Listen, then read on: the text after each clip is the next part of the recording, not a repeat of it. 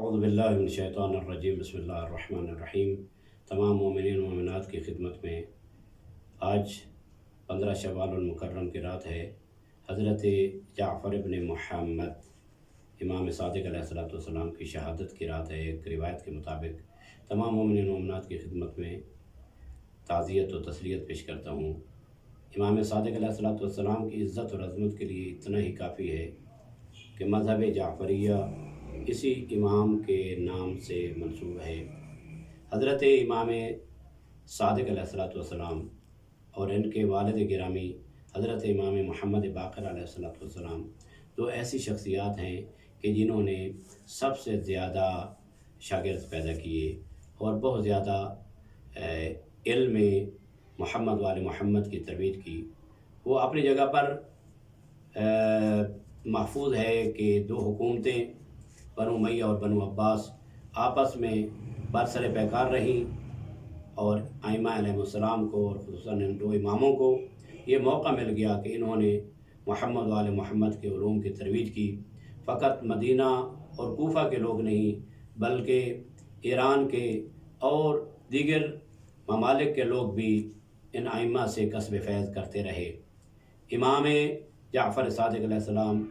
مغز متفکر جہان، اس جہان کے عظیم مفکر کے عنوان سے پہچانے جاتے ہیں، ان لوگوں کے درمیان کہ جو امام علیہ السلام کو نہیں مانتے، حتیٰ غیر مسلم ہیں، لیکن امام علیہ السلام کی عظمت کے قائل ہیں۔ اور امام علیہ السلام کے شاگردوں میں برادران اہل سنت کے بہت بڑے امام ابو حنیفہ امام علیہ السلام کے شاگردوں میں سے ہے۔ جب ان سے پوچھا گیا کہ آپ کی عمر کیا ہے تو انہوں نے کہا کہ میری عمر 2 سال ہے۔ سائل نے کہا، جبکہ ان کی عمر جو ہے امام صادق علیہ السلام کے تقریباً ہم سن تھے، 70 یا 72 سال عمر تھی، تو اس نے کہا حضرت امام ابو حنیفہ جو ہمارے برادران اہل سنت کے امام ہیں، تو انہوں نے کہا لولا السنتان لہلک النعمان، میری عمر وہی ہے کہ جو میں نے جعفر ابن محمد کی خدمت میں گزاری اور ان سے کسب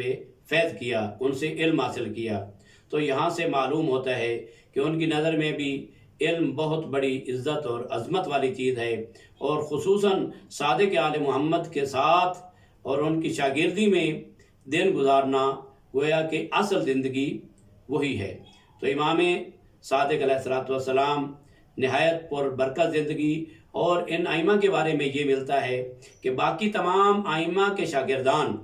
ملا کر 500 بنتے تھے، اور امام محمد باقر اور امام جعفر صادق علیہ السلام کے شاگردان 4000 سے بھی زیادہ تھے۔ تو امام علیہ السلام نے تمام علوم و فنون جہان عالم میں بکھیرے اور اپنے علوم کو لوگوں میں تقسیم کیا،